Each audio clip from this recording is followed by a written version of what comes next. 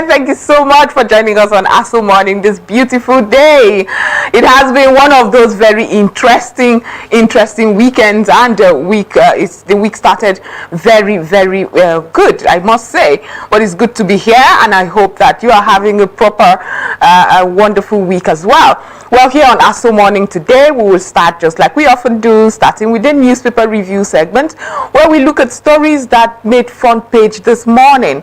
And after that will be Dr. James Komolafe's behavioral checks, where he gets to give us those holistic well-being checks and well-being tips that we often always look up to. Remember, do your checkup from the neck up to be good, neck down. But he has more, so stay tuned. After that, we'll be talking about the World Glaucoma Day, which was yesterday, 11th of March. We'll be talking about how we can stop it or reduce it, how you can get cure or assess medical attention on that, and prevention. And after that, would also take the conversation to corruption, the anti-corruption fight and accountability in Nigeria, and how it has over the years deterred the developments that we often pray for. Well, like I have told you, it is packed with so much more. That's not to forget the Investment Plus segment, where we get to learn about financial tips that would get us going, especially in these harrowing economic challenges. We'll be back after this short break to get into the conversation. First of all, the newspaper review comes up next.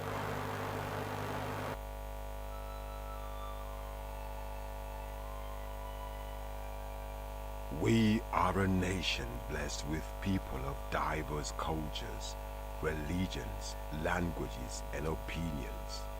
It is ironic that we are now being ripped apart by our greatest strength, our diversity.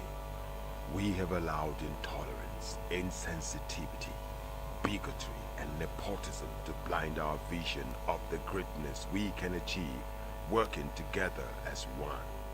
We may not have the same culture, nor religion, nor language, but we all belong to the same nation by the divine will of God. We did not choose to be Nigerians. Nigeria chose us. This nation is our divine heritage, and if we open our eyes, we would realize that what divides us pales in comparison to what unites us. And by the comparison and conciliation of our differences, we will grow until our differences disappear. Our unity cannot be wielded by mere declarations, nor do we get unity by ignoring the questions that beg for answers. We must celebrate our diversity and debate our differences without fracturing our unity. Our strength is not in our numbers, but in our unity, because even the weak become strong when united. Nigeria unite. This message is brought to you by Abuja Broadcasting Corporation, owners and operators of Aso Radio 93.5 FM Abuja, Aso Television DSTV Channel 392, Star Times Terrestrial Channel 127, Free TV Channel 507, People's TV Channel 285, and UHF Channel 38.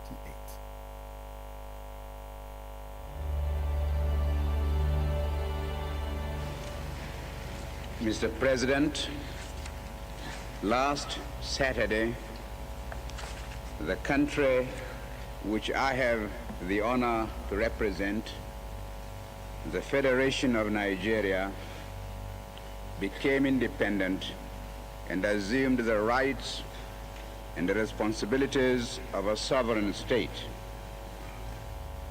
Today, Nigeria has been admitted into the United Nations organization and assumes still more responsibilities. I wish to make our position plain beyond any matter of doubt as regards the African continent.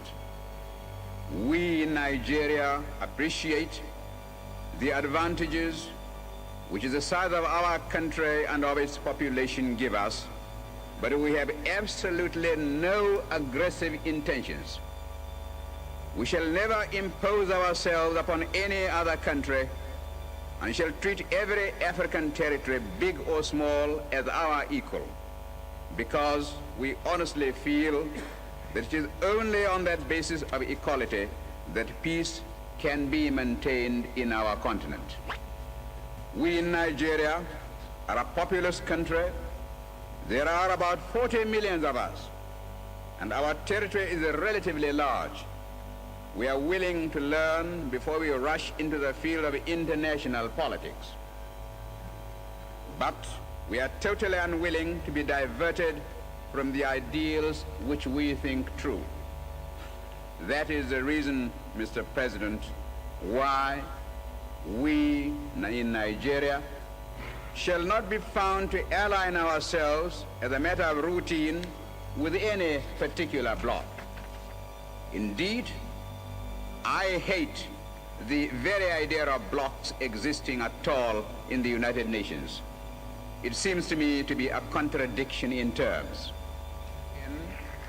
When we hear the world crying out for peace, we may receive the inspiration to deal with these intractable problems and be able really to devote all our resources to the advancement of mankind by applying those eternal truths which will inevitably persist long after we ourselves are utterly forgotten.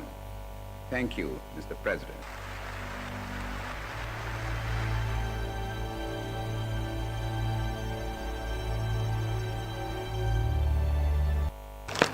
Welcome back from that short break. It's time for the newspaper review segment, and I will be going through the papers with you this morning.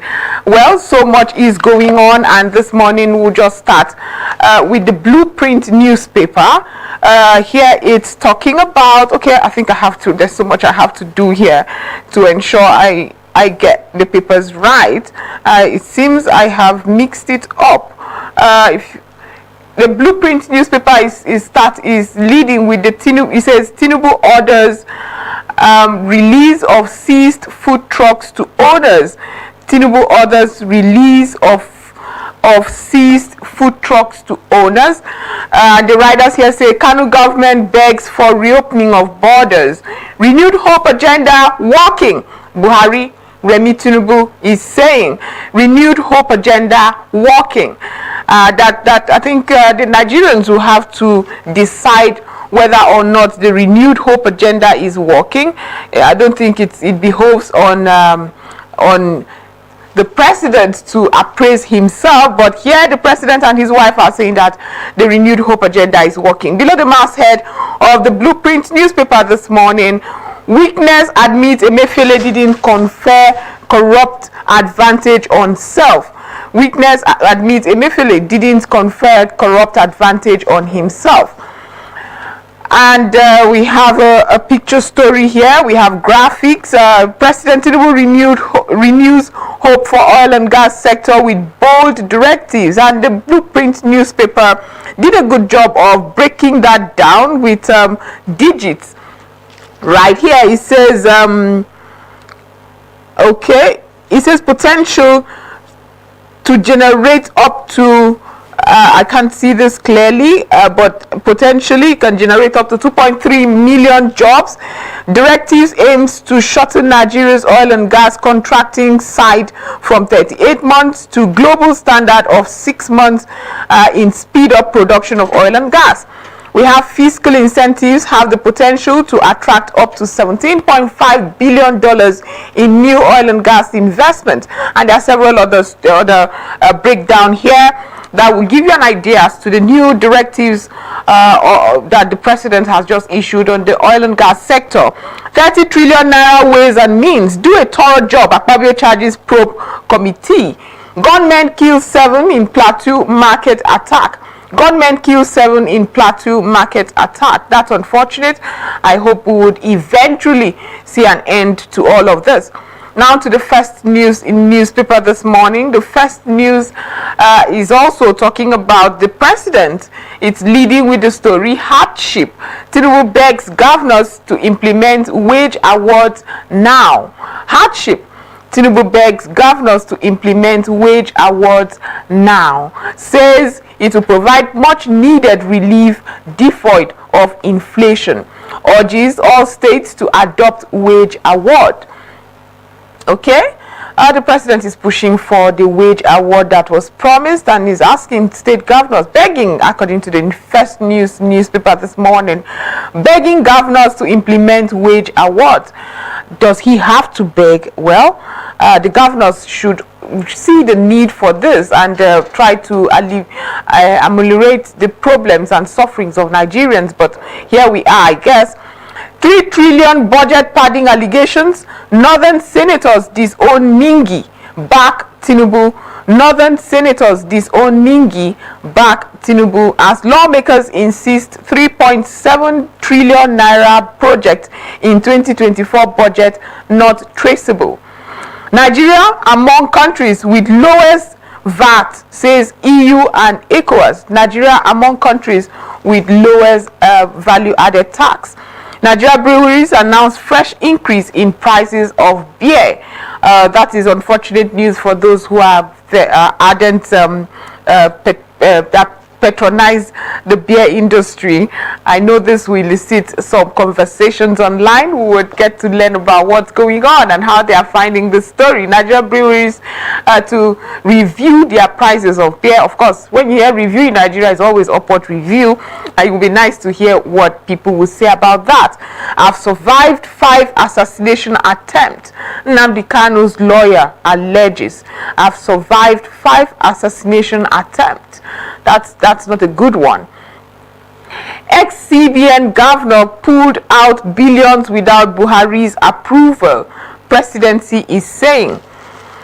Ex-CBN governor pulled out billions without Buhari's approval. And above the masthead, that's beside the masthead rather, of the First News newspaper, probe knocks for EFCC presidency over silence on Edu Halima. That is talking about the saga that happened in the humanitarian, the Ministry of Humanitarian and Social Welfare. Ondo 2024, Ayetatiwa to declare intentions to seek fresh term today. That's interesting. Ayetatiwa in Ondo is to declare his intentions for a fresh term. Now we move on to the Nation newspaper this morning. The Nation newspaper has as its lead headline, Tinubu to governors, pay wage award to your workers. Pay wage award to your workers. And the writers here says, President unfolds plans to student loans, livestock, massive agric airport project inaugurated in Niger. Massive agric airport project inaugurated in Niger. Above the masthead of the Nation newspaper this morning, padding claims senators put Ningi under fire. Jimoh demands sanction. UK bars foreign health workers from bringing dependent. UK bars foreign health workers from bringing dependent. UBA plans $100 million lift for businesses. Race for Ondo APC governorship ticket hots up. Race for Ondo APC governorship ticket hots up. Varsity workers declare warning strike. Conditional cash grant begins.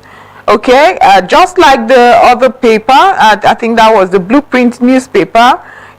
The Nation newspaper also has that picture story of the bold directives by the presidency. Now we move on quickly to the Daily Independent newspaper this morning, and the Daily Independent newspaper says alleged 2024 budget padding. Ningi defends self, insists 3 trillion naira not tied to any project. Senator wants Ningi charged to court for misinformation. Northern senators distance self from padding allegation. Tinubu implores state governors to implement wage award. Hints on reviving cattle grazing reserves in states. Nigeria, other overseas care workers can no longer bring dependents to the UK. SANU to federal government, salvage economy before it becomes irredeemable. Accuses it of favoritism in payment of withheld 4-month salary. SANU, NASU threatened to declare 7-day warning strike. Aren't you just tired of reading about warning strikes, strike actions and protests? We are indeed tired. I hope something is indeed done. Okay, now we move on to the stories above the masthead of the Daily Independent newspaper. Consumers worried Ramadan fast may worsen rising food prices. Consumers worried Ramadan fast may worsen rising food prices. Senate inaugurates committee to probe Buhari's 30 trillion ways and means. Charges it to be thorough, leave no stone unturned. With that, we move on now to the Matrix newspaper. It says, fresh trouble for Emefiele. That's how the Matrix tags it this morning. Fresh trouble for Emefiele. It says how CBN governor moved billions of dollars from foreign reserves without Tinubu's knowledge. Without Buhari or Tinubu's knowledge, I think that's what it means. Investigator reveals Emefiele approved multi-billion contracts to wife CBN staff companies. Wow. Senate moves to investigate CBN's anchor borrowers program, 30 trillion naira ways and means others. ECOWAS single currency 2027 deadline unrealistic, says Olowofeso Wams box. Okay, that's above the masthead of the Matrix newspaper. ECOWAS single currency 2027 deadline unrealistic. That's another conversation we should have. Should ECOWAS actually float a currency? Would it bring down, would it strengthen the bloc's internal currency? Would we be able to actually negotiate with other countries with this, our currency? Those are questions I would like an answer to. EIU raises alarm over CBN's ability to save Naira offset debt. Padding. I was misquoted. Ningi backtracks as Northern senators disown him, risk prosecution. Netherlands, India, Spain, Canada, France, top Nigeria's export destinations in fourth quarter of 2023. And that is it from the Matrix. And we'll be moving on now to the Guardian newspaper this morning. And the Guardian newspaper says investors may forfeit dividends as firms struggle to survive. Investors may forfeit dividends as firms struggle to survive. Bandits storm Plateau market, kill 7, abduct Chinese in Kwara. Tinubu promises to fix farmers' headers crisis in 3 weeks. And this is interesting because very often we do not see or hear timelines to these assurances and promises by the government. Somehow the president is very confident that in 3 weeks, he would have fixed the farmer header crisis. But when you look at issues around security, I don't know if you can give timelines because they are multifaceted. There are several reasons that cause this. How is the president going to do it? Are the service chiefs just as poised to end farmer header crisis in 3 weeks? Well, 3 weeks is very soon. We will be waiting to see how that goes. But I would like to see more being done in engagements with these communities that are very susceptible to this headers crisis. And we've also heard about these headers not even being Nigerians. They're often coming from neighboring countries. So, well, the president has promised, and we would be looking forward to ensuring we see an end to this farmer header crisis that has been in our news for so long. So many people have lost their lives. It has affected the agricultural produce and all that. So I really hope that we will see an end to it in 3 weeks. Maybe not an end, but a reduction in the crisis and a better negotiations or engagements rather with perpetrators of this violence. I would say arrest them all, but it's often not that easy now, is it? Nigeria, others raise concern about terrorism financing in West Africa. Open borders to address food crisis. Kano government tells Tinubu open borders to address food crisis. Okay, that's coming from the Kano State Governor to the President. Revoke licenses of non-performing discos. Federal government orders NEC. Revoke licenses of non-performing discos. Senators in for feisty session over Ningi's 3 trillion budget padding claim. Senators in for feisty session over Ningi's 3 trillion budget padding claim. Man nabbed for allegedly killing daughter for money ritual. Man nabbed for allegedly killing daughter for money ritual. This is the 21st century, and it's unfortunate that we still have stories like this. People believe they can kill for rituals. I have not seen one person who is so wealthy and does not have a reason. It's all rituals. But people still believe that, and people are dying from this. I think we need to do more in bringing about that advocacy against this kind of practices. Well, this is still an allegation. I hope that's not the case. We move on now to the Nigerian News Direct newspaper. Power epilepsy, that is how it tags it. It phrased it rather. Power epilepsy. Federal government to restructure electricity distribution. Target allocation of 1 disco per state. Federal government to restructure electricity distribution. Target allocation of 1 disco per state. Would we say that others are overwhelmed as it is? Is that the problem we're facing? Well, the writers here says moves to generate 6,000 megawatts in 6 months. I love what's going on. Time frames, people. We're seeing time frames being put into these assurances. Time frames. Here we are again. It says moves to generate 6,000 megawatts in 6 months as Power Minister vows to revoke licenses of airing discos. Above the masthead of the Nigerian News Direct newspaper, again, Senate initiates probe into 30 trillion CBN Ways and Means disbursement under Buhari. SANU NASU announced 7-day warning strike over unpaid salaries. Emefiele awarded over 1 billion naira contract to family associates. Beg your pardon. Witnesses allege. UBA AGF signed MOU facilitating $100 million loan to SMEs across Africa. Revenue remittance, you cannot blame us for the failure of licenses.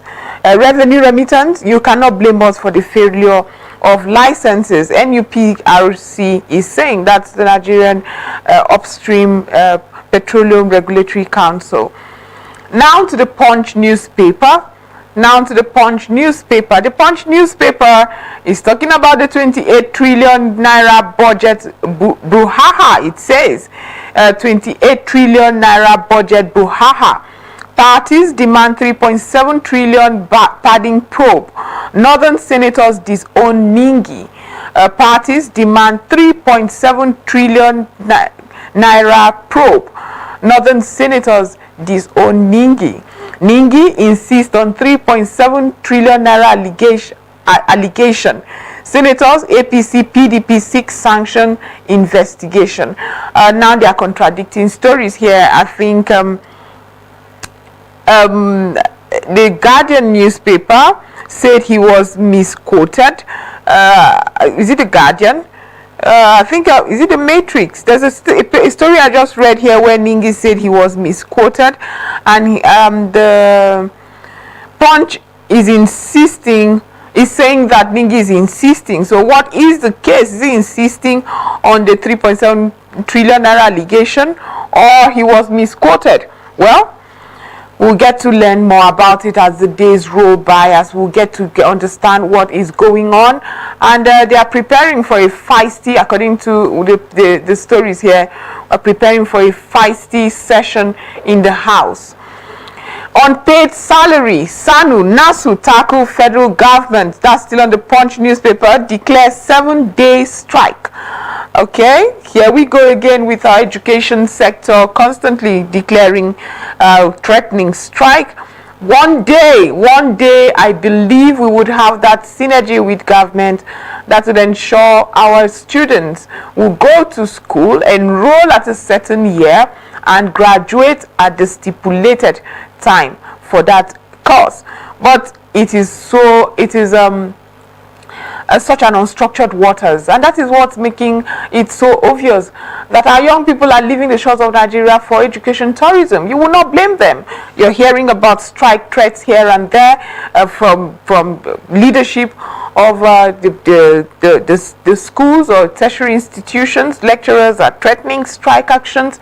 It seems like the government signs MOUs and MOAs, and this doesn't come to happen. It's not implemented. So the question now would be, can government finally, for once, can there be a government, an administration that will once and for all have that proper synergy so that the lecturers are not constantly threatening strike and students will focus on education? Well, it's only a hope, right?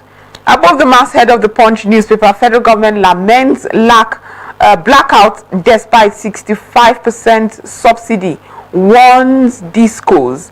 Federal government laments blackout despite 65% subsidy, warns discos.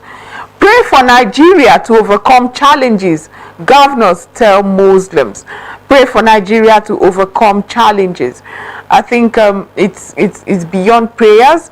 The governors who are asking the Muslim faithfuls to pray should do more in ensuring that Nigerians overcome challenges.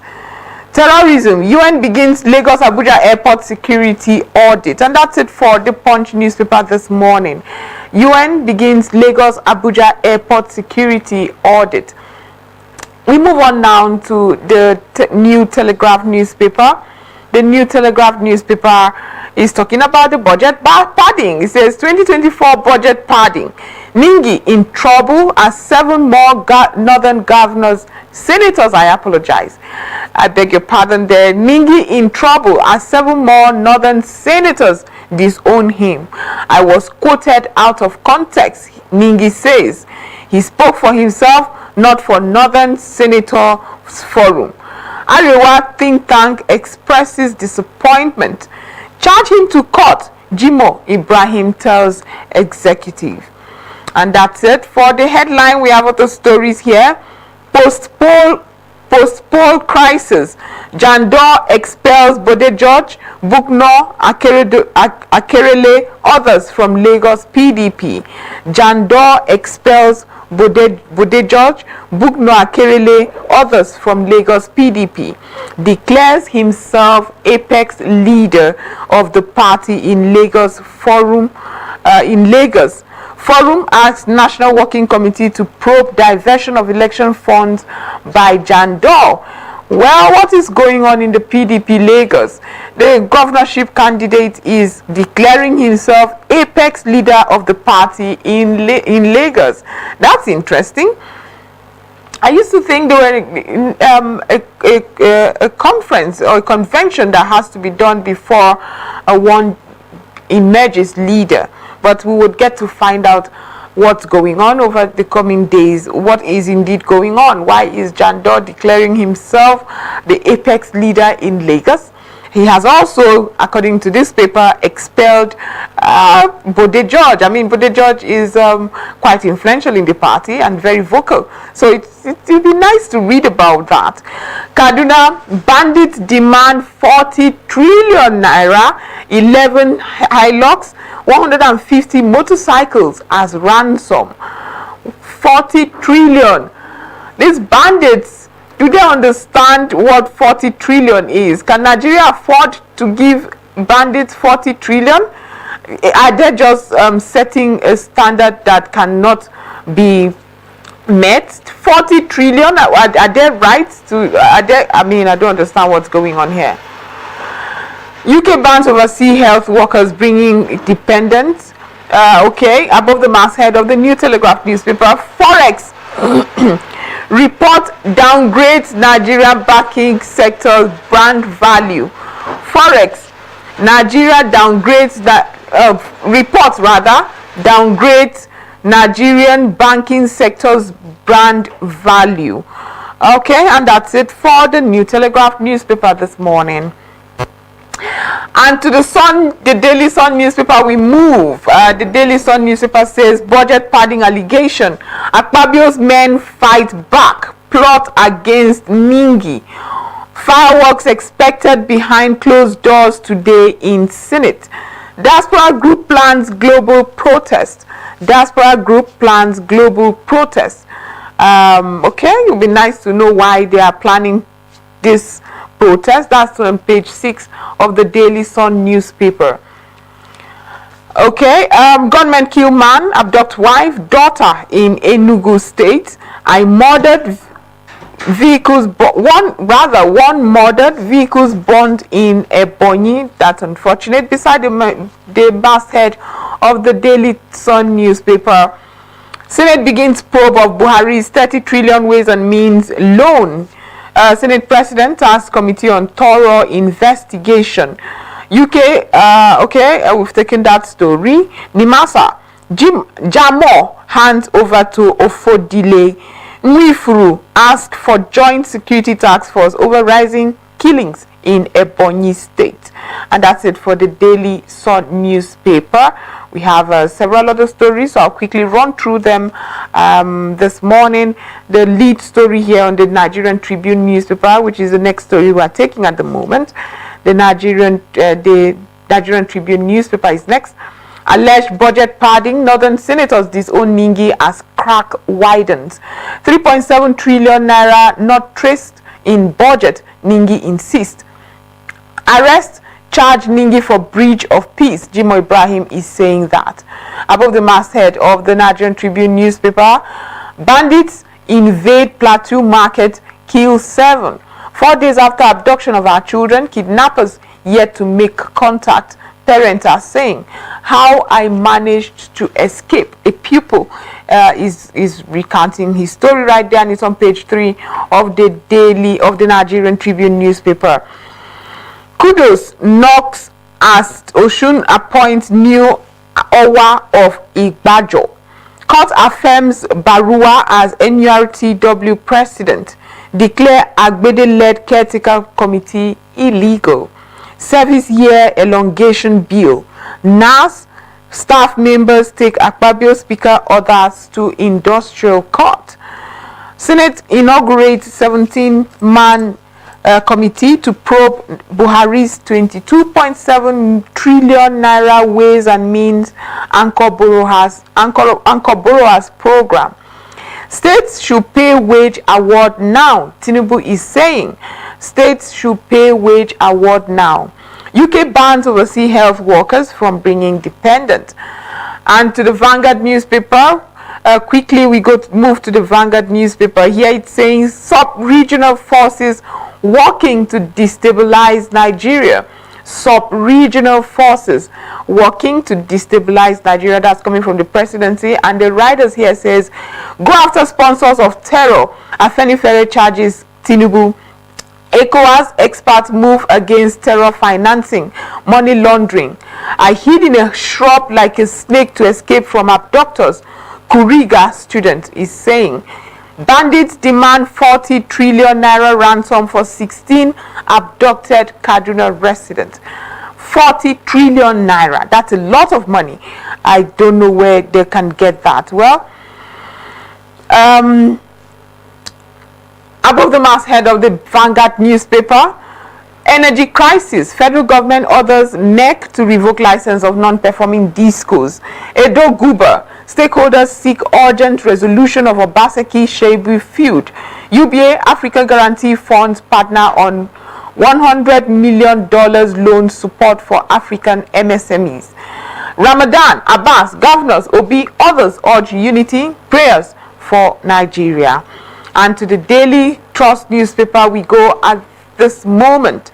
We're moving on now to the Daily Trust newspaper. Niger Republic junta ready to release Bazoum. For those who must have forgotten, I knew it was really rife on the news a couple of months ago when there was that junta takeover. They took over. The president had still been in captivity. after that coup that happened in Niger. Now, the Niger junta are promising to release Bazoum in dilemma where to keep him. They are just wondering where to keep him. Why Niger, Mali, Burkina Faso snub ECOWAS readmission offer? Foreign Ministry mom. That's on page 4 of the Daily Trust newspaper. Alleged budget padding, Ningi faces suspension. Disowned by Barua, other northern governors. I stand by my claims. Bauchi governor, senator is saying that. Below the masthead of the Daily Trust newspaper, hardship. There's nothing much anyone can do, Buhari is saying. Provide land for grazing, Tinubu tells governors. Provide land for grazing. Muslims observe fast amid heat wave, high cost of living, power outage. And with that, we finish up with the Daily Trust newspaper and quickly move to our last paper this morning, that is the Leadership newspaper. The Leadership newspaper says 10 years after bandit attack dent Save School scheme. Bandit attacks dent Save School schemes. We prevented over 61 planned attacks on schools. NSCDC is saying we prevented over 61 planned attacks on schools, which there was a time frame as to where it happened. Maybe that's on the details are in the paper, but this is on page 4 of the Leadership newspaper. The other writers here says we are not lead agency but defense. I think that's still coming from the NSCDC. We prevented over 61 planned attacks on schools. We are not lead agency but defense. Police planned special protection squad. Community leaders says bandits demanding 40 trillion naira as ransom for 16 Kajunas to a resident. Calls for more prayers, lower prices, herald Ramadan. Ex-ACF chair Gabriel Aduku dies at 80. Above the masthead of the Leadership newspaper, I am ready to dialogue with bandits if, Sheikh Gumi is back again. He's ready to dialogue with bandits if, the condition is on page 30 of the Leadership newspaper. Ramadan, 250,000 Zamfara households benefit from Yari's feeding initiative. And that's all we can take for the newspaper review segment this morning. I hope I've been able to get you informed as to what is trending, what the newspapers have so graciously giving us this morning. But at this moment, we'll go join Dr. James Komolafe, who's standing by to give us those very important mental health and holistic well-being tips. Like he always says, the behavioral checks is coming up next.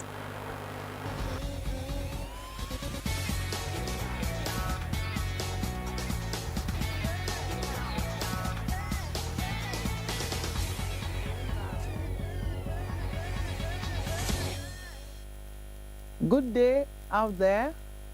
Great to meet you on this platform today. I am Esther Jolomi, the optimal coach for family, lifestyle, and workplace productivity. I bring you greetings from the School of Articulation and Behavioral Alignment Intervention Resource Hub here in Abuja. And it's a place where we handle the good, the bad, and the ugly. And today I bring you an exciting but critical topic: behavioral, or the dangers of behavioral violation. Now, what is behavioral violation? Behavioral violation is a departure from the normal protocol which makes up an individual. It is a departure from your normal habits that you have already established for over a period of time. Could be in your marriage, in your place of work, as an individual, just yourself, the normal self that you know. And when there is a violation of this behavior, it means that it is taking you from out of your normal comfort zone to a different zone entirely, where you are now put under pressure, or you are under stress in order to achieve a target, in order to reach a milestone that you have put out there. And these violations, I want to tell you, might be good in a short time, but bad when you allow it to stay over time. Now, these violations can come in the form of stress, and stress is accumulated over a period of time. I want to let you know that stress can be good if it is there to just give you that boost where you meet an immediate timeline.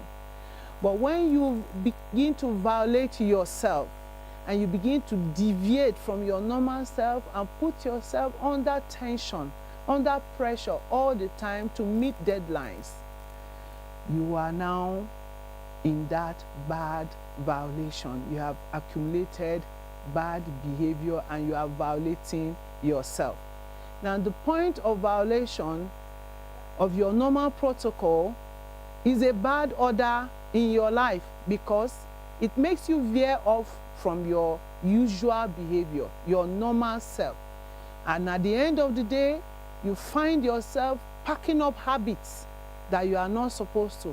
You find yourself exerting pressure on your normal self. Now, this violation, you will say, where do I violate at a point in time? You violate at a point in time where you start within your normal self and then begin to go off. And that point of going off is called the bad. That is where you violate yourself.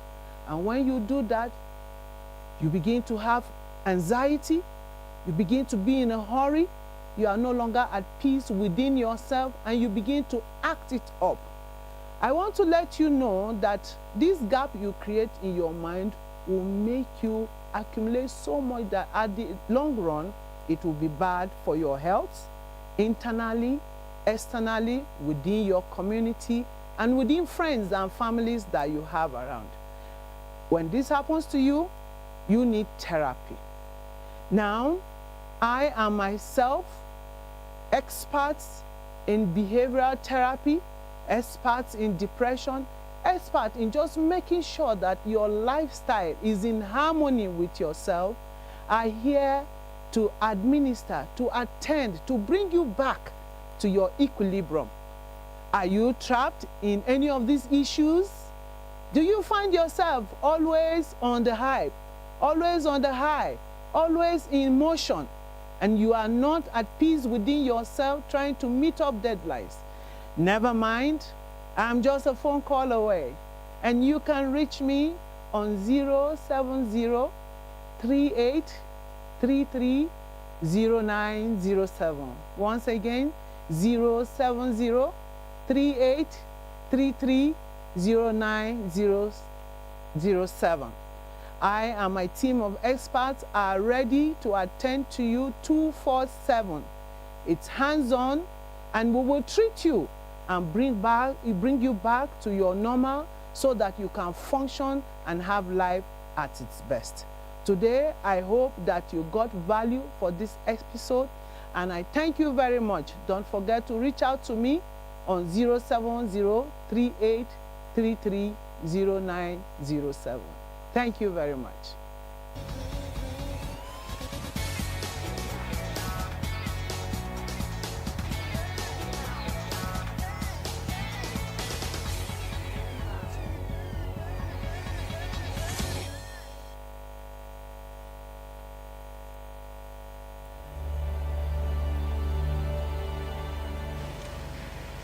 Mr. President, last Saturday, the country which I have the honor to represent, the Federation of Nigeria, became independent and assumed the rights and the responsibilities of a sovereign state. Today, Nigeria has been admitted into the United Nations organization and assumes still more responsibilities. I wish to make our position plain beyond any matter of doubt as regards the African continent. We in Nigeria appreciate the advantages, which is the size of our country and of its population, give us, but we have absolutely no aggressive intentions. We shall never impose ourselves upon any other country and shall treat every African territory, big or small, as our equal, because we honestly feel that it is only on that basis of equality that peace can be maintained in our continent. We in Nigeria are a populous country. There are about 40 million of us, and our territory is relatively large. We are willing to learn before we rush into the field of international politics. But we are totally unwilling to be diverted from the ideals which we think true. That is the reason, Mr. President, why we in Nigeria shall not be found to align ourselves as a matter of routine with any particular bloc. Indeed, I hate the very idea of blocs existing at all in the United Nations. It seems to me to be a contradiction in terms. When we hear the world crying out for peace, we may receive the inspiration to deal with these intractable problems and be able really to devote all our resources to the advancement of mankind by applying those eternal truths which will inevitably persist long after we ourselves are utterly forgotten. Thank you, Mr. President.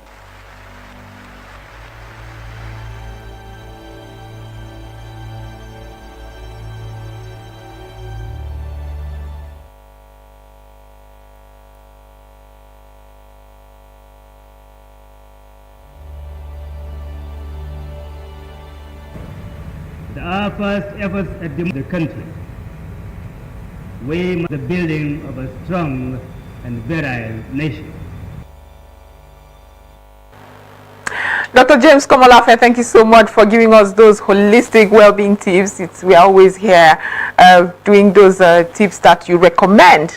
Now we're moving on to discuss transparency, accountability, and we'll be talking about the MDA, state and local government's performance in the 2024 Transparency and Integrity Index assessment. And if you talk integrity, transparency, accountability, you already know who my guest will be. Victor Agi, PRO, and a regular analyst, of course, PRO of the Center for Fiscal Transparency and Public Integrity. Thank you so much for being part of the program. Thank you very much, Joy, for having me. Now here we go again, talking about transparency, accountability, and how our states are doing.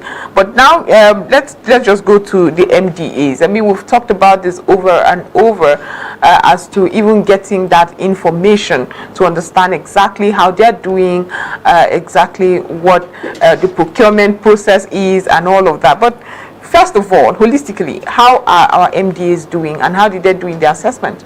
Yeah, thank you very much, Joy, again for having me.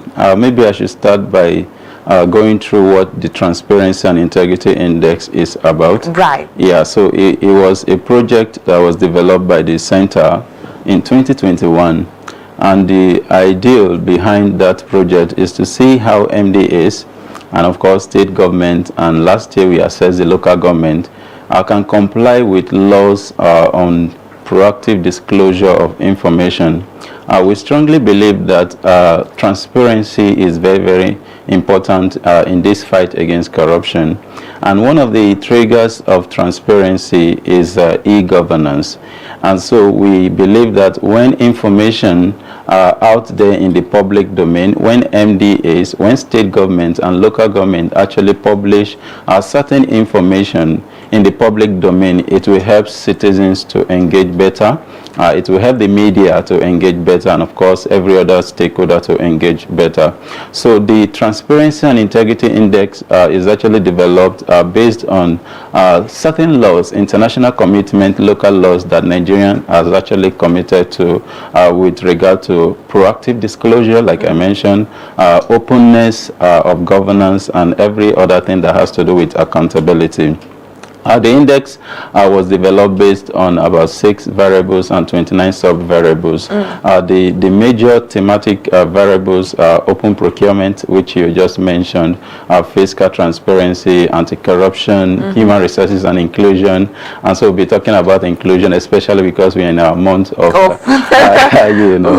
And so we actually assess MDAs based on these variables to say, what are you doing with regard to open procurement, for instance? There are laws, of course, you know, the Procurement Act actually that mandates MDAs to actually address procurement issue transparently. Are you also aware of the UNCAC Article 9, which talked about, you know, procurement, open procurement and transparency in procurement practices? You know, it encouraged state parties to develop mechanisms to ensure transparency in procurement practices. That is on the one side. Of course, you are aware of SDG 10, which also talked about how we can actually bridge inequality in the system. That talks and speaks to the human resources and inclusion part of the assessment. You're also aware of the Freedom of Information Act, you know, which also talked about proactive disclosure. Section 2 of that act specifically talked elaborately about proactive disclosure. So if information, you know, are made available online proactively, then we won't have a situation whereby people are even requesting for this information. But over time, what we have seen is MDAs actually hoarding, you know, some of this information for whatsoever reason. We are simply saying that if you spend so money on so project, just put the information out there so that the people, I mean citizens, can actually engage this information. The media can actually engage this information. And so it is not enough, you know, for you to say, I have this information. The law actually, there is an executive order 2017 thereabout, signed by the former vice president, you know, released by the former vice president, that mandates them to actually disclose some of this information, among several other legislations that actually require them to disclose this information. So we are simply saying that if you have this information, yesterday I will receive an envelope full of documents from the Ogun State government. Of course, maybe their performances in the 2023 assessment wasn't what they were expecting. They have all of the information. So they wrote to us that we have all of this information, but our assessment is actually based on what you put on your public portal. So it is not enough for you to actually have those information. It is much more important that people can easily access this information, which speaks to transparency, of course, as a step towards accountability. And so this is what the index is about, talking about what MDAs, I mean, how they have been performing over the years. When we started in 2021, the highest ranked organization, which is the Society for Family Heads, scored about 83.4. You know, in 2022, the highest rank was 57.6 thereabout. That is the percent. Development Bank of Nigeria, which also retained its position as the highest ranked in 2023, and they scored 73.4. And so we have seen some level of improvement, you know, in performances of MDAs. But again, I have to make the point that the performances as being at the top level category of MDAs. And so by top level, I mean the MDAs that have scored, I mean, within the first 10 have consistently improved in their performance. But of course, the one below and, I mean, middle and low have continued to remain where they are or not doing much, you know, in terms of improving in their assessment. And so we are hoping that MDAs will get better, and that is why we are doing this advocacy, to get them to know that there are laws, you know, local laws, international commitment that Nigeria has signed up to, that mandate them to proactively disclose this information. You are aware of the Open Government Partnership, which Nigeria is signatory to. There are about 6 thematic areas of that OGP that Nigeria has committed to, and most of the things the OGP is talking about is transparency, accountability, you know, citizens engagement, and these are the things that we look forward to in our assessment, you know, of the Transparency and Integrity Index. Before I allow you come up again, the index is actually launched every 28th of September to mark the Universal Day for Universal Access to Information. That is the UN Day for Universal Access to Information. So access to information is key in our efforts to fight, corruption, and that is what this index is about, basically. And my next question was just talking about this access to information. Yes. It's I mean, we come up with all these treaties and signatories that we sign just to do the right thing. We also talk about, and you just talked about an executive order that mandates these MDAs to ensure that this information is made public. However, some of us as journalists would approach them, and this is such a Herculean task to say, let us just understand this information, just give it to us, and it's such a problem. Where are we when it comes to implementation and prosecution of those who flout these executive orders? Or am I too harsh? Not necessarily. Of course, laws are not just made for the sake of being laws. It should be implemented, and when they are defaulters, there should be penalty, some sort of penalties. But there are some lacuna in our laws. For instance, I will cite an instance for you. The Fiscal Responsibility Act in Section 48 or thereabout talked about MDAs actually disclosing, their audited account, 6 months after a budget cycle. But the same provision the same law do not make provision for penalty for MDAs who default, in the Fiscal Responsibility Act, in the provision of this act. And so it is not enough for some reason to have some of these laws. There should be appropriate measures to get people to actually respond to, obey the law. The Fiscal Responsibility Commission is currently moving to see how there can be amendment in that portion of the law to spell out penalties for defaulters, And so, on our part, do we have we don't have the powers to actually enforce some of these laws. I'm not talking about, are you talking about the law enforcement agencies in Nigeria are not enough, or do not have the capacity? Why do you say we do not have the powers to enforce this law? Well, I think some of the problems, or part of the problems, is because the citizens have not been asking enough questions. Why we expect the law enforcement to take some of these issues up, there's also the role of the civil society, the citizens, of course the media, to take these issues up. Nothing stops me, as a citizen of Nigeria, to take my local government chairman to court for failing to, disclose certain information. Of course, the provision of the Freedom of Information Act actually empowers citizens to actually demand some of this information in court. You have the right to actually go to court when there is a refusal, by an MDA. But we have not come to that level where citizens can take up such responsibility. We just have pockets of people who are really interested in going all out, against the government to demand for their right. It is your right to get information. Information is a right, provided for in the Constitution, and of course in some of our extant laws and international commitment that we have signed up to. But it's not enough to have some of these laws. Citizens must engage with this law. Laws do not implement themselves. It requires, it requires the citizens on the one hand, of course, state actors, which the law enforcement, that you mentioned, come to play, to actually see that these laws are actually, implemented. So on the part of the citizens, we need to do more by asking questions, and that is one of the variables in our assessment, citizens engagement. But in this assessment, how did the citizens engagement? How was it? And is it regional? And how do you? There are some of the provision. I can't remember the law that I think it was the OGP. OGP talked about citizens engagement as part of his thematic areas. A public website, by public website, I mean an MDA website, is supposed to have an interface where people can interact, And one of the first things that we do as part of our assessment is to send the methodology to all MDAs, to tell you that we are starting our assessment. And so we expect the MDA to even respond in the first place, which is a score for you if you respond.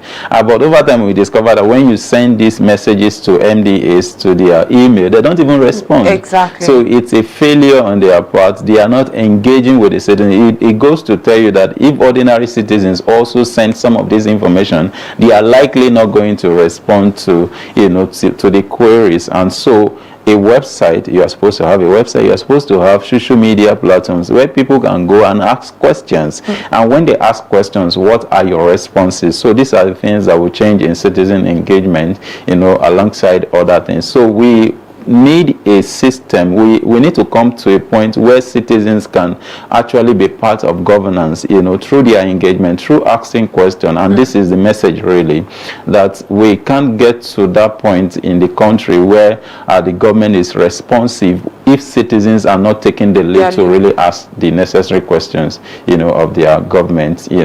How is it that a budget is released that a billion naira, 1 billion naira is budgeted for roads, for instance, and nobody is asking question how that money is being spent. Exactly. I understand that the ICPC has a project along that line, tracking constituency project, but beyond the constituency project, and I don't know what level of coverage their project is. We have several other, budgetary allocation to health, to education, and a lot of other things that people don't even ask questions how the monies are spent, and so we need to come to that point where people ask questions, and it's one of the very, very fundamental things that we consider in the index. Yes. Now, it's one thing to have a website, but the updating is another thing. How many even have websites? First, I think that's where we will start from. Yeah, well, for the last year, of course, and a year before, we assessed 511 MDAs who all have websites. And so we can categorically say that about 511 MDAs have websites. Do have websites. And then, of course, all the 36 state governments also have websites. Because we assessed them based on the information we got from their website. But for the local government, it will interest you to know that out of the 774 local governments, only about 7 actually have functional websites. So that is where the bigger problem is, that the government that is very close, the closest to the people, people cannot actually go to a website to actually see what they are doing, what happens to the budget, they got, they submitted, approved, the monies they spent, and all of the other things that is required, of a government to do, for its people, which is supposed to be out there. And so if we have just 7, local government with functional website, then it speaks to the lack of transparency at that level of government. And we are hoping, of course, we are working with ALGON, the Association of Local Governments of Nigeria, to see how they can do the advocacy around getting every local government. I also understand that the Minister of Communication and Digital Economy is working along that line to see how they can reactivate some of these local government websites, not just local government. Some MDAs, there are some MDAs that don't actually have website as well. So it's actually a big issue. Or websites that are not furnished with all the information necessary. Yes, it's not, and that is why some of the agencies are not doing well. Like I mentioned from the beginning, just about the first top 20 MDAs are doing very well. That score just above the average. I'm not sure they are even up to 20 that score score above the average. And so yes, we need to do more. It's not enough to have a website.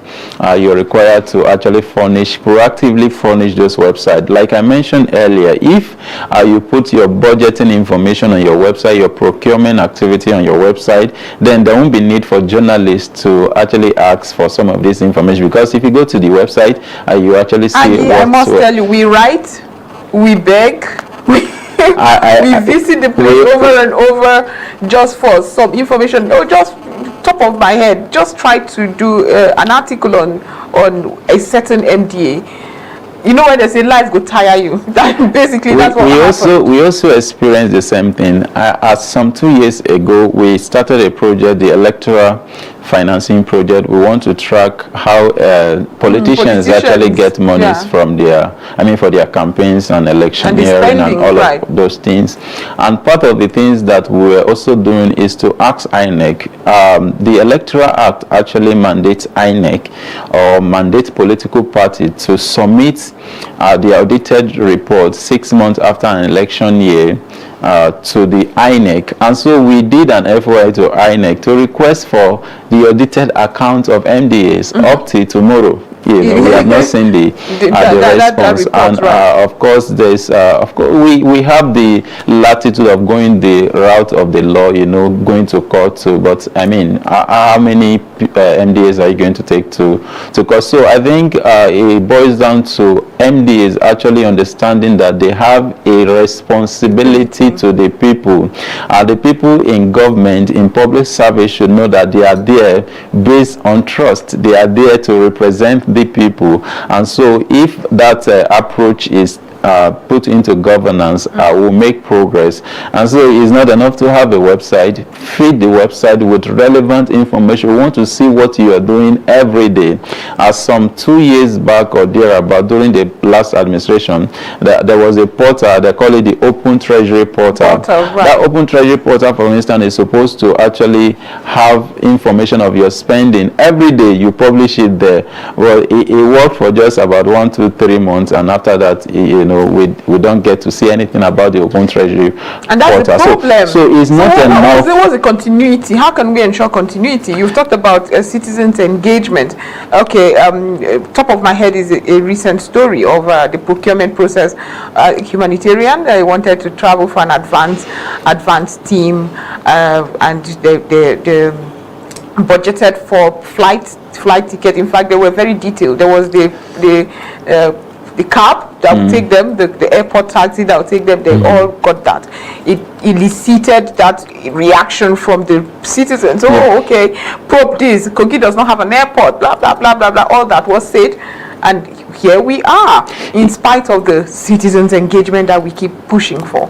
Yeah, of course, there is the need for that political will to actually digitize our processes. And I think that is actually the end point of all of this, that when we have e-governance, when things are done digitally, it will reduce human interference. It will reduce us coming to ask you for this information, and so we need the leadership. And by leadership, I don't necessarily mean the president, even though the body language has to come from the president. But we have the Minister of Digital Communication, Communication and Digital Economy. We have NIDA. We also have Galaxy Backbone and some pockets of other agencies who are supposed to lead the digital technology drive of the economy. So we need that push from them to actually see how we can digitize our governance. You are not even mentioning the alleged fraud that happens in CBN recently, where they said the signature of the president and of the secretary to the government of the federation was actually forged.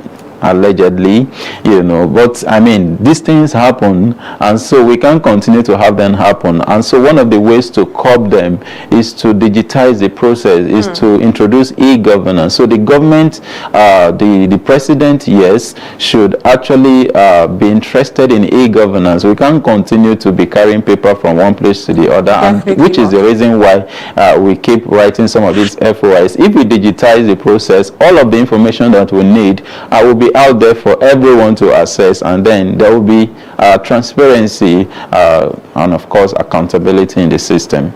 Okay, in this matter, what would your last thoughts be for those who are watching us now, the MDAs, the local government administration and states? Yeah, we are simply here to say that our assessment for the year will soon start. We'll start with a methodology handbook presentation, which will happen sometime in April next month. And so, of course, we'll reach out to all of the MDAs that will be assessed. I will reach out also to state government and the local government as well. So what we are simply saying in this assessment is that you are mandated by law to disclose your processes online on your public website, on your public portal. And so we encourage MDAs to actually put their procurement processes. Of course, there's the conversation around e-procurement, you know, which has been lingering. I wonder what it will take to actually digitize our procurement processes. We are simply saying that if you have an anti-corruption framework, if you have a whistleblower framework, because these are some of the things that we'll check in your organization, just put it there. We want to see what your budget implementation report is. We want to see how much was budgeted for so and so, you know, in the coming in the past 7 years, because that is what the duration that we look at in our assessment. So we are simply saying to local government this time around, we want to see more local government having websites. We can't continue. I mean, how is it possible that a local government doesn't have a website, a functional website? Most of them hides under the state, you know, to do some of the things they do. It's not acceptable. The local government is the third tier of government, and they are supposed to be operating like the state and even the federal government. And so we expect that more local government have websites. We expect that state governments, you know, do better. The highest ranked state, which was Ekiti State last year, scored 61, followed by Kaduna at 59. We want them to do better than that. Some, I mean, more than half of them, you know, actually score below the average, which is not good enough. So we expect them to do more. We are not asking you to account to us. We are simply saying just put the information out there so that citizens can see how your processes are being done and all of that. So that is the message to everyone, and we hope that MDAs will do better. We would hope that state and of course the local government will do better in the next assessment, which will commence, by the way, by June. By June, okay, yes. So that it would be announced in September? Yes. Okay. Yes. Well, Victor Agi, thank you so much for being part of the program. It's always wonderful to have you talk about Nigeria's accountability and transparency journey. I hope we get there. Hopefully, thank you very much. And digitize all you have said. By the way, happy International Women's Day to all the women. Thank you. Thank you very much for all you do for all of us. Yes, thank you. Thank you so much for remembering that. Thank you. I'm feeling special now. Thank you. So Victor Agi, PRO, Center for Fiscal Transparency and Public Integrity. Thank you again for being part of the program. Thank you. At this moment, we'll go join the Investment Plus segment that will be giving us those very serious and important financial management tips. And after that, we'll be talking glaucoma. We'll be right back.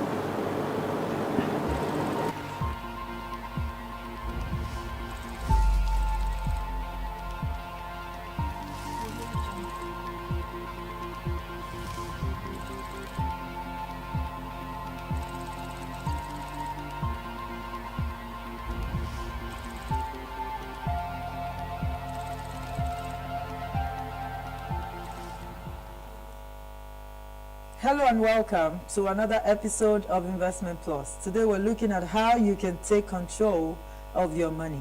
Now, taking control of your money is the key to building a solid financial foundation. And it starts with the following points. Number one, track your expenses. Knowledge, they say, is power, and understanding where your money goes is the first step towards gaining control. Imagine that you just can't tell where your money goes all the time. That's a signal for lack of control. So you need to start by tracking every expense, big or small, and categorize them. I remember a particular time, I had no idea how much I was spending on recharge card and all of those things. And a particular time I decided to track, and I found out that, wow, I was spending so much. Now, the amount I was spending wasn't the issue, but I found out that I could get it for cheaper just because I now knew that, oh, I was spending so much on it. So I went for a cheaper alternative. Did I reduce the cost? Did I stop calling people? No. But I was able to find a cheaper alternative. Now, if I didn't know I was spending that much, I would not even bother to get a cheaper alternative. So tracking helps you to identify areas where you can cut back and make smarter financial decisions. Number two is to create a budget. Budgeting is to create your financial roadmap.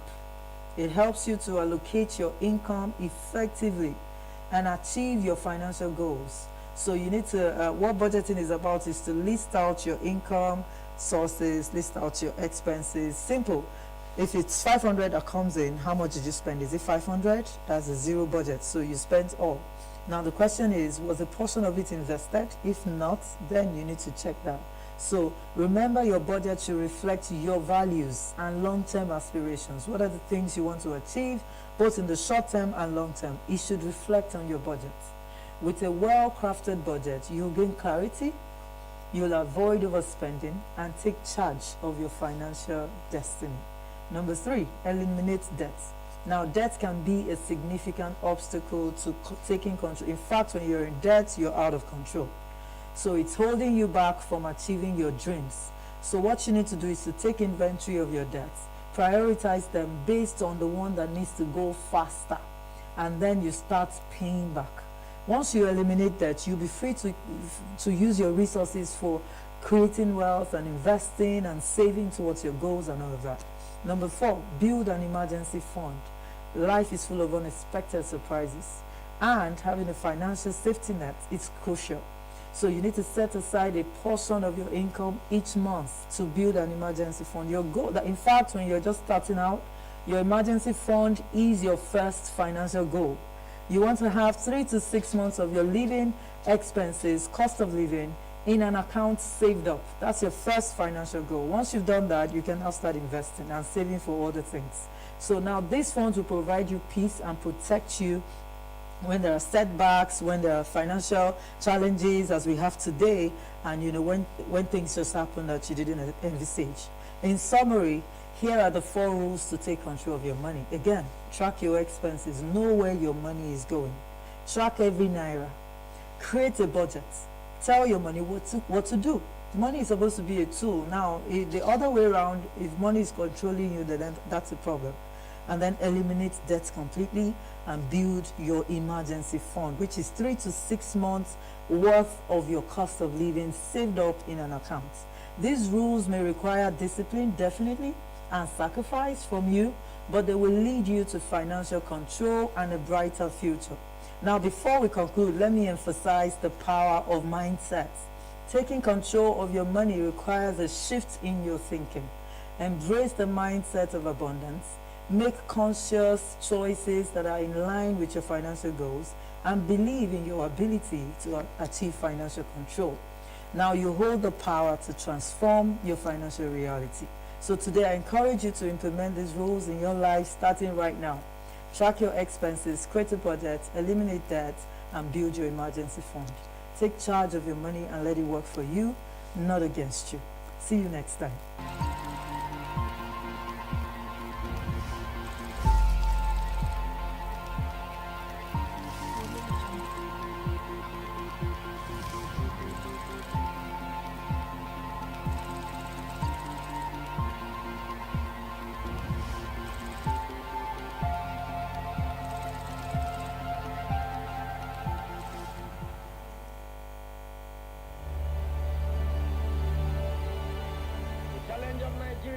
As a free state in 20th century Africa is the need to revive the stature of man in Africa and restore the dignity of man in the world.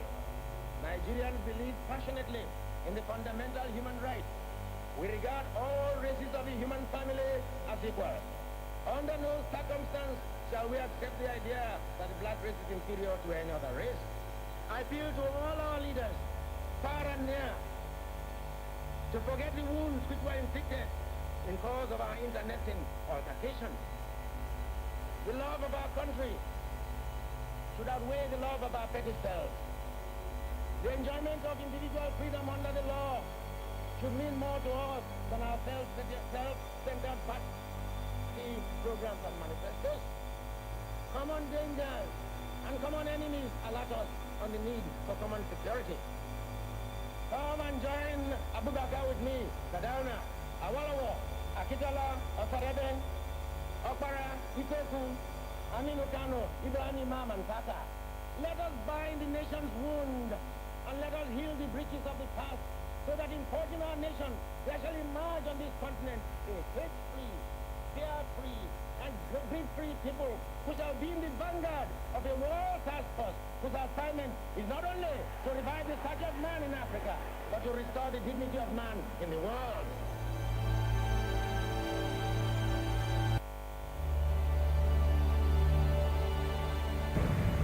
Our first efforts at democracy and self-government were abruptly arrested in the mid-60s, largely as a result of the incongenial atmosphere engendered by the uncompromising stance adopted by the political parties of the First Republic.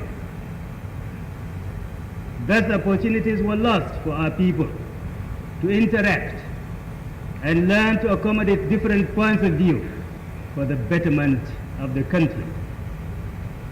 We must not allow that episode to repeat itself.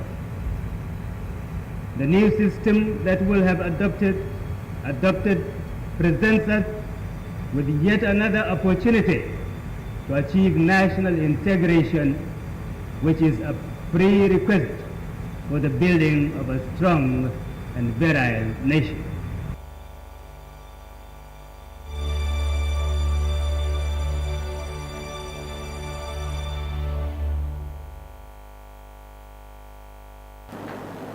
Welcome back from that. The Investment Plus team have done a good job giving us those very important financial management tips.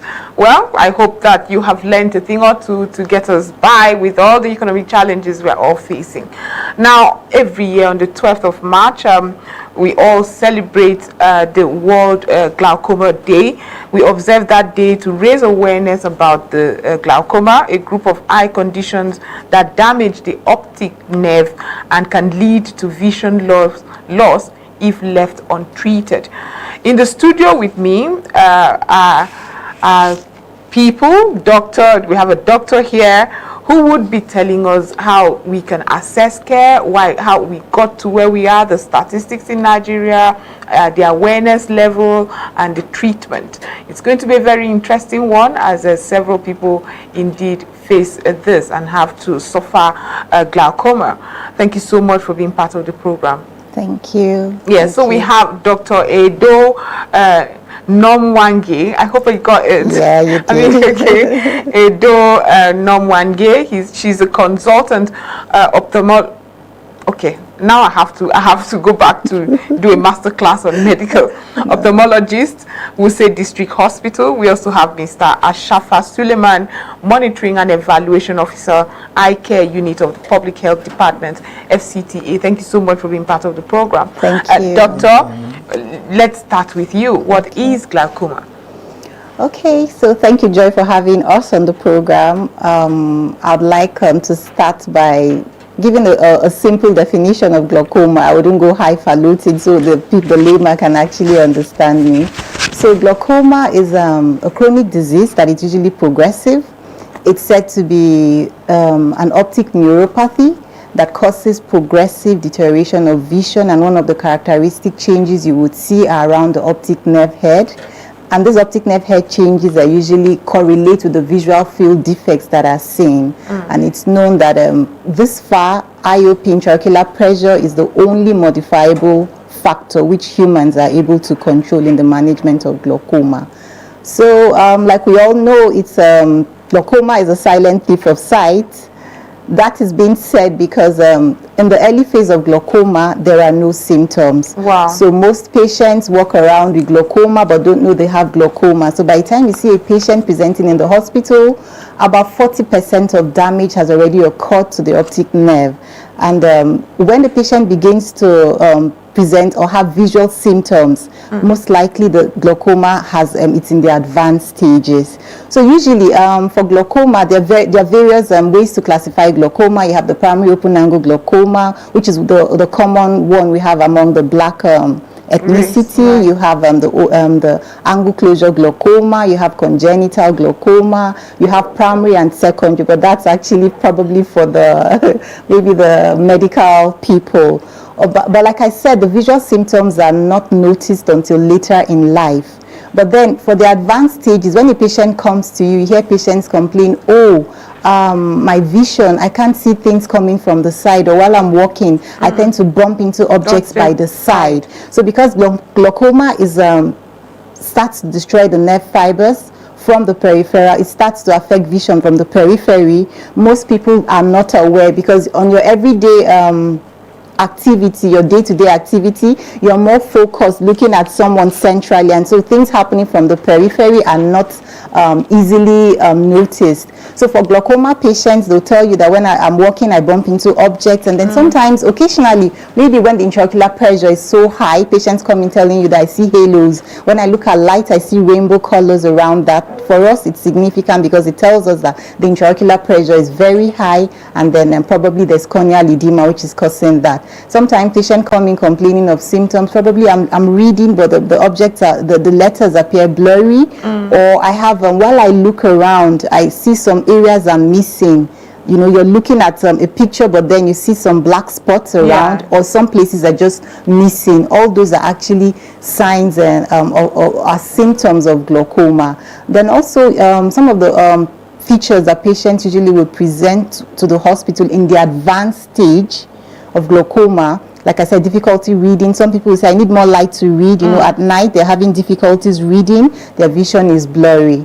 So to cut it short, like I said, for glaucoma, the symptoms in the early stages are very, you hardly pick any. There's no symptoms. Right. So most patients walk around until in the advanced stage when they come to meet you. Okay. So that's why every year we take out a whole week to actually, you know, create awareness about glaucoma, because statistics have shown that as of 2020, about 76 million people globally have glaucoma, and then projecting to the year 2030, we're looking at the number increasing to 96 million. Wow. And that's because majority of people have glaucoma, but it is not diagnosed. Majority of people are just walking around with their vision deteriorating slowly, and they have no idea. No idea. Well, doctor, we'll come back to who is susceptible to glaucoma, but let's just go to Mr. Suleiman.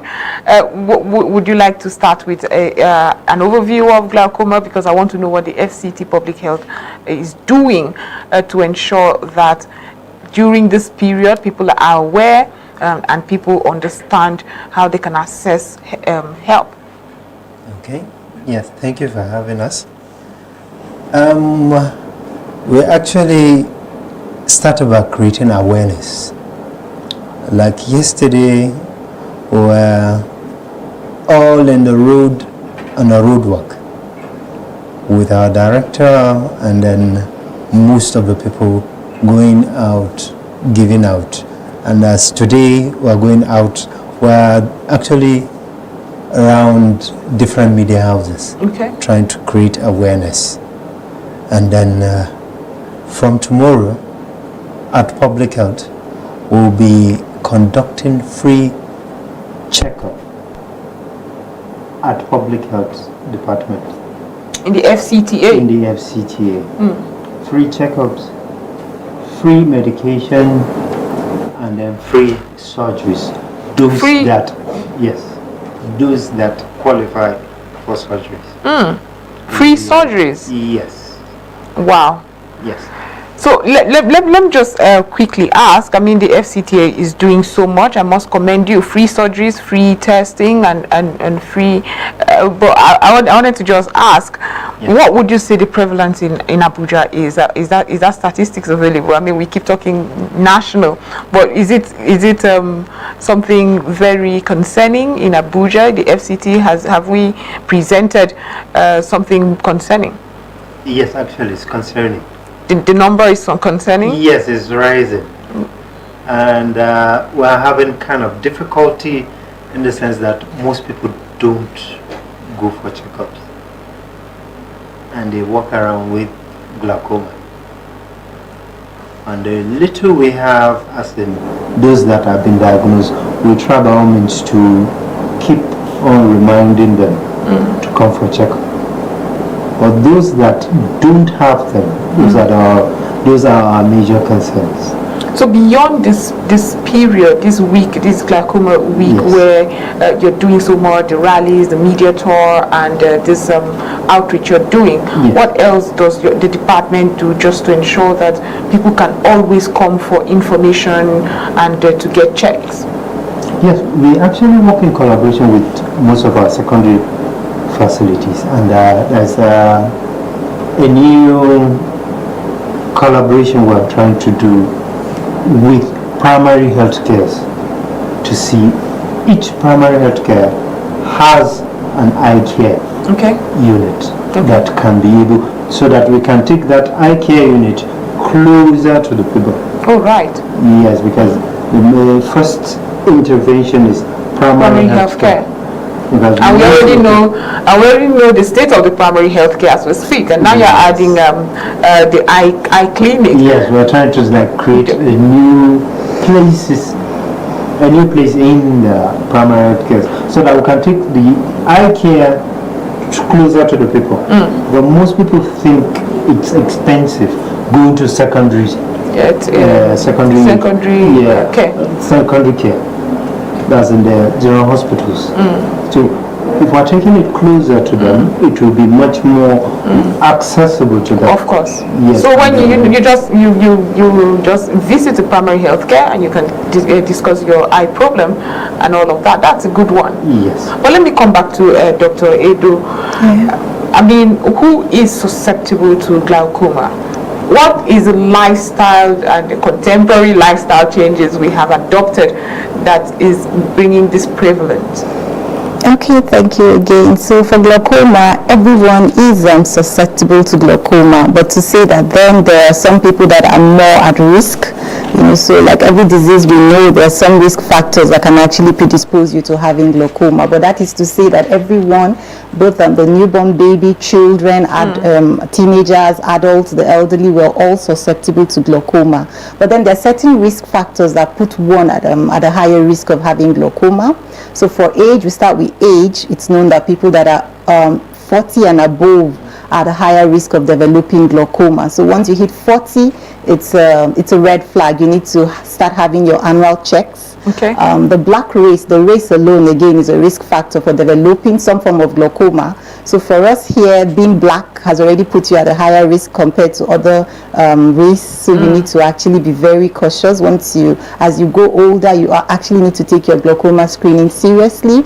Then other factors, even systemic conditions, cardiovascular conditions like being hypertensive, having cardiovascular conditions, heart conditions, can actually, even migraine, some of these conditions actually predispose you to having glaucoma compared to the other general population.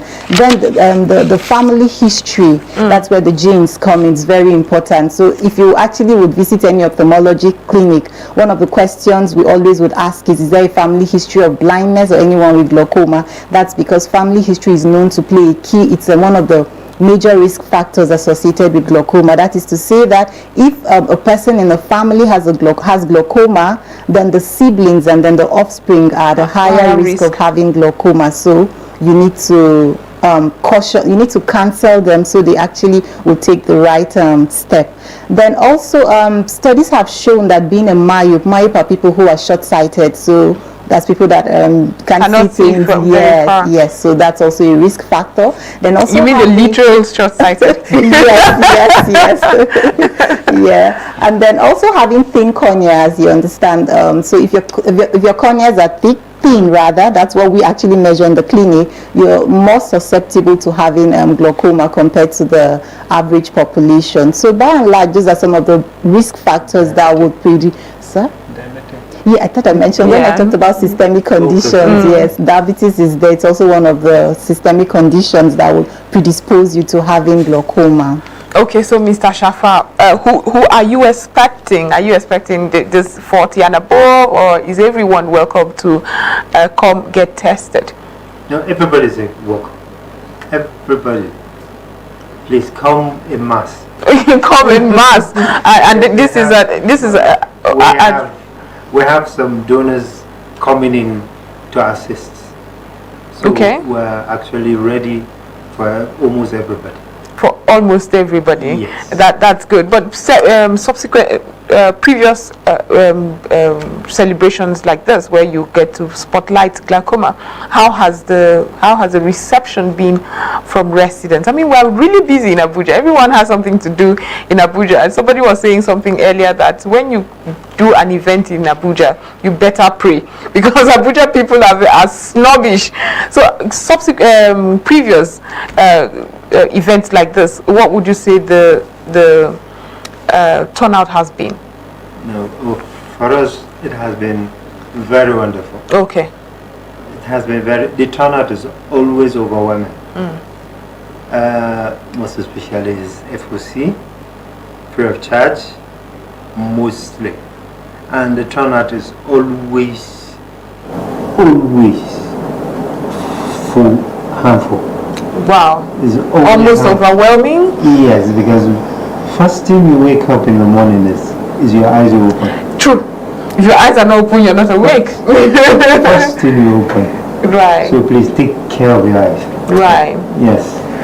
Okay, so Dr. Edo, how can one know? I mean, what should we do? You talked about early detection, and I'm like, oh, maybe I should go get checked, especially with all the lights in the studio and all the time. So, who should come? To children as well?